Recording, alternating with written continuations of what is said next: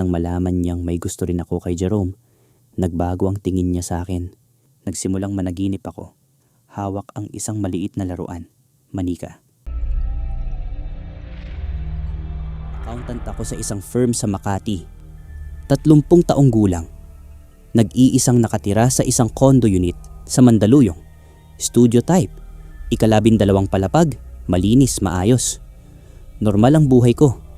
Trabaho, uwi, tulog. Walang drama, walang komplikasyon. Hanggang sa dumating si Vivian sa aming opisina. Bagong HR staff si Vivian. 31, galing Visayas, maganda, at laging nakangiti. Mabilis siyang naging popular sa opisina, masayahin, madaling kausap, laging may daladalang pagkain para sa lahat. Naging magkaibigan kami agad. Lunch partner, kapwa OT kapag deadline, nagkukwentuhan sa pantry. Pero pagkatapos ng 3 buwan, nagbago ang lahat. May nagustuhan si Vivian.